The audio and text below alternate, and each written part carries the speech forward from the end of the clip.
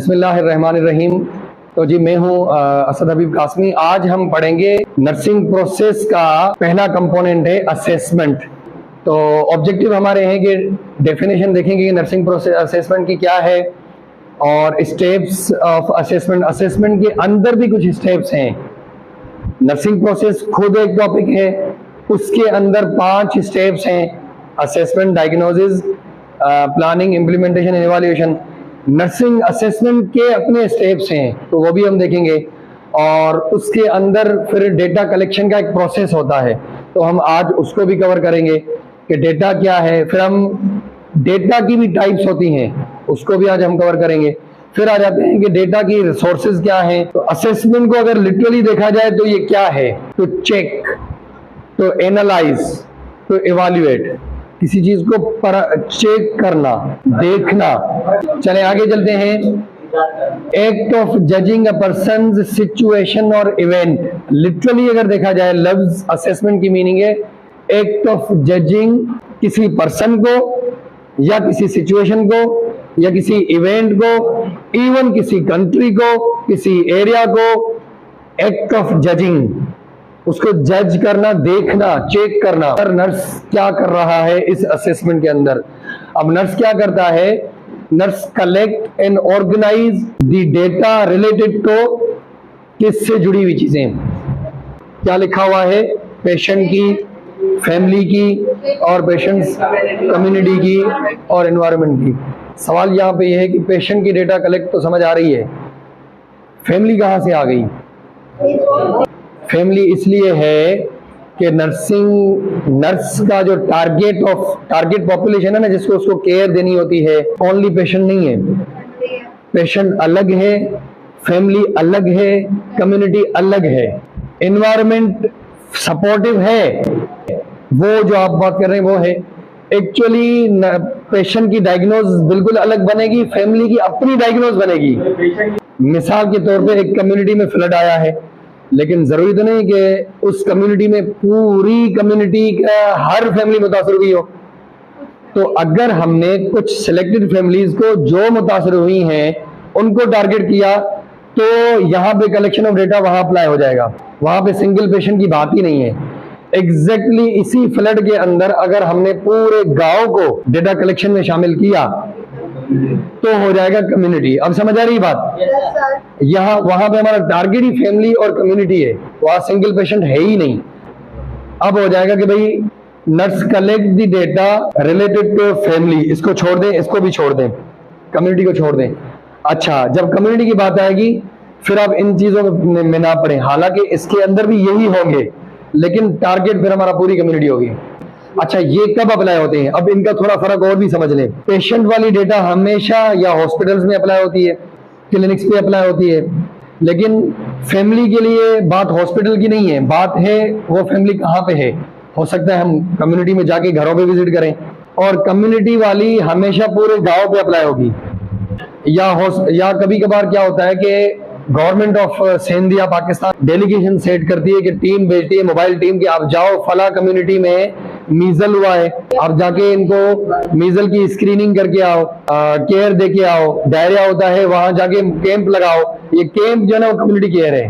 तो वहां के इंडिविजुअल हो जाएगा, सिंगल बंदा पेशेंट से लेंगे कि आपको क्या तकलीफ हुई है, वो बताएगा मुझे ये कंडीशन है। लेकिन फैमिली में हम जाएंगे, भाई यहाँ पे हमारा डायरिया हुआ, हमने फला चीज खाई थी और उस खाने के बाद हमारा रात को हमारा जो ना सब कुछ नॉर्मल गुजरा था, सुबह उठे तो हमें loose motion and vomiting and फला फला फला चीजें हो गई। हमारा हो जाएगा। सब घर वाले बोलेंगे मुझे ये हुआ था, इसको ये हुआ था, उसको वो हुआ था। 10 हम बंदे हैं, 9 को डायरिया हुआ है, 1 को नहीं हुआ। भाई क्यों नहीं हुआ? उसने वो पानी नहीं पिया था, उसने वो फला चीज नहीं खाई थी। अब समझ आ रही है बात? तो ये हो गई फैमिली केयर और कम्युनिटी, फिर सब घर हो जाएंगे। कोविड आया था, WHO ने टीम भेजी, तो चाइना में उस एरिया में टीम जाके असेसमेंट की थी बाकायदा उसने। यही है कम्युनिटी केयर। अब समझ आई बात? Steps of assessment. तो सबसे पहले हम क्या करेंगे? Data collection. अच्छा, उसके बाद हम क्या करेंगे? डेटा कलेक्शन, और फिर क्या करना है? किसको करना है? तो ऑर्गेनाइज ही करना है या कुछ? वैलिडेट की मीनिंग क्या है? Validate means to verify. जो डेटा हमने लिया है उसको इस चीज के लिए वेरीफाई करेंगे कि आया वो करेक्ट है, गलत डेटा तो हमें नहीं मिल गया है। ये चीज हम करेंगे। डेटा कलेक्ट हुआ, ऑर्गेनाइज हुआ, वैलिडेट हुआ, और फिर क्या करेंगे हम? अब देखें, आपने कलेक्शन करी ना डेटा की, आप डॉक्यूमेंट करके इसको सम अप कर दोगे। अब आगे चलते हैं कि डेटा खुद क्या है। अच्छा, एक बात ज़हन में रख लें आप, ये आपको कमीशन लेवल तक बल्कि ज़्यादा कायम आएगी कमीशन में। जो आपसे सवाल किया जाए आप उस पर फोकस करें। पूछा क्या जा रहा है, मैंने पूछा व्हाट इज डेटा, क्या है, और आपने जो बताया दीज आर द एग्जाम्पल्स। समझ आ रही है बात? और ये कमीशन में ज्यादा मैटर करता है। कमीशन मींस इंटरव्यूज में, इसमें आपका सेंस ऑफ ह्यूमर पता चलता है कि आप क्या समझ रहे हो बात को, मतलब कहाँ आप मिसिंग कर रहे हो। तो यहाँ सवाल था कि डेटा क्या है, तो उसकी डेफिनेशन चाहिए या उसकी लिटरल मीनिंग चाहिए हमें। डेटा क्या है? Collection of facts and figures. अब तस्वीर में देखें, ये क्या पड़ा हुआ है?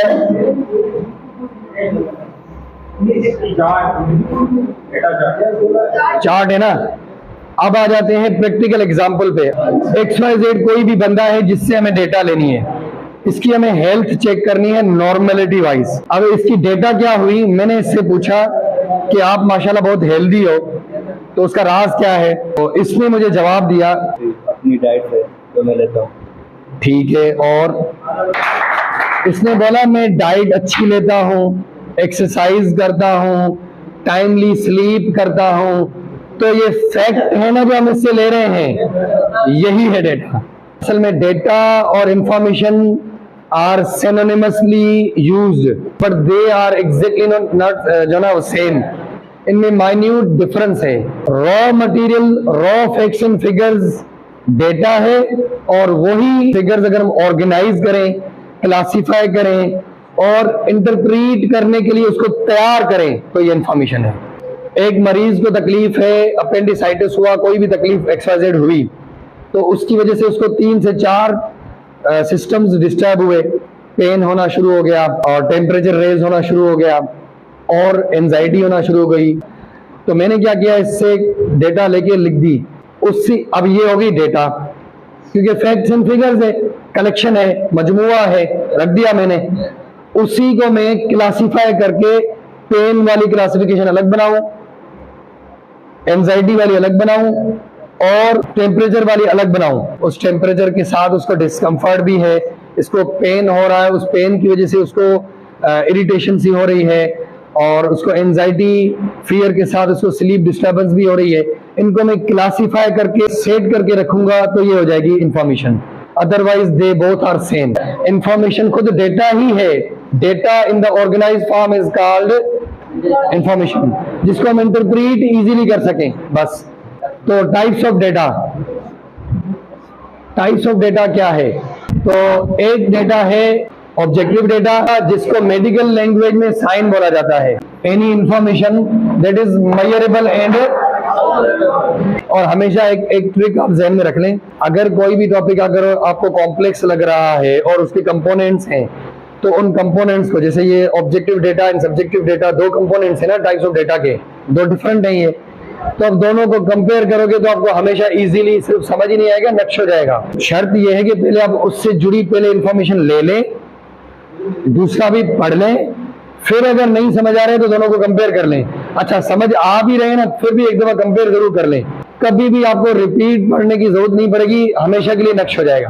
तो any information that is measurable and और ऑब्जर्वेबल, एज एग्जांपल दिया गया है, तो vital sign and test results. चले, ऑब्जेक्टिव डेटा के बाद टाइप्स ऑफ डेटा में क्या है? Subjective data. तो सब्जेक्टिव डेटा का सिनोनिमसली जो मेडिकल में टर्म यूज होती है वो क्या है? सिम्टम। ये क्या है? Information given by the. तो अब मुझे इसका डिफरेंस कौन बताएगा? ऑब्जेक्टिव डेटा और सब्जेक्टिव डेटा में डिफरेंस क्या? पेन ऑब्जर्व कर सकते हैं क्या हम? कामरान का ओपिनियन है कि पेन ऑब्जर्वेबल है। देखिए, पेन जो है ना वो नॉन ऑब्जर्वेबल है, नॉन मेजरेबल है, और कामरान का ख्याल है कि सर पेन स्केल अप्लाई करेंगे तो हमें मिल जाएगा। लेकिन वो पेन स्केल का जो मेथड है ना, उसमें भी मरीज से पूछना है, इस मरीज से पूछना है कि मैं आपको 10 की ग्रेडिंग दे रहा हूं, अगर बहुत ज्यादा है तो आप 10 का बोलना, थोड़ा कम है उससे लेकिन है बहुत ज्यादा तो आप 9 करना। दे अगेन मरीज रहा है, हमें नहीं मिल रहा। ऑब्जर्वेबल और मेजरेबल का कंसेप्ट ये है कि सब्जेक्टिव डेटा जो है ना वो मरीज की प्रॉपर्टी है, क्यों उसी को पता है। जैसे एंजाइटी का एग्जांपल दिया, हाँ इसमें क्या ऑब्जर्वेबल है, इसमें डिस्कम्फर्ट ऑब्जर्वेबल है। अगेन ये मरीज ही बताएगा मैं पेन किलर से चला रहा हूँ। अच्छा अब आ जाते हैं सोर्सेज ऑफ डेटा। सोर्सेज, लफ्ज सोर्स की मीनिंग क्या है? सोर्स मीन्स जरिया। तो अब मेरा सवाल ये है कि सोर्सेज ऑफ डेटा कलेक्शन का मतलब क्या है? कहां से हमें डेटा मिल रहा है? मरीज बता रहा है, एक ये जरिया होगा। वही मरीज अपनी डेटा के हवाले से अपने साथ रिकॉर्ड रखा हुआ है उसने, वहां से मिला हमें। कहां से मिल रहा है? This is the sources. Primary source और secondary source and tertiary source. Primary वो हुई जो मरीज खुद दे हमें, और सेकेंडरी कौन सी हुई? अदर सोर्स देन पेशेंट, मरीज के अलावा कोई और दे हमें, वो सेकेंडरी हो गई। हमेशा लफ्ज प्राइमरी और सेकेंडरी में जो डिफरेंस है ना, हर जगह पर आपको यही मिलेगा। प्राइमरी वो जिसका टॉपिक चल रहा है, और सेकेंडरी वो टॉपिक से जुड़ी हुई बाकी चीजें। तो यहाँ पे भी मरीज खुद से जो डेटा मिलेगी वो प्राइमरी हो जाएगी, और मरीज से जुड़े जो रिलेटिव्स हैं, उसके फैमिली मेंबर्स हो गए, वो हो जाएगा सेकेंडरी। अच्छा, और टर्शरी कौन सी है? जो मरीज खुद भी नहीं है, उसके रिलेटिव्स भी नहीं है, लेकिन laboratory reports and x-rays and so मुख्तलिफ किस्म की चीजें। तो ये था आज का हमारा टॉपिक, असेसमेंट।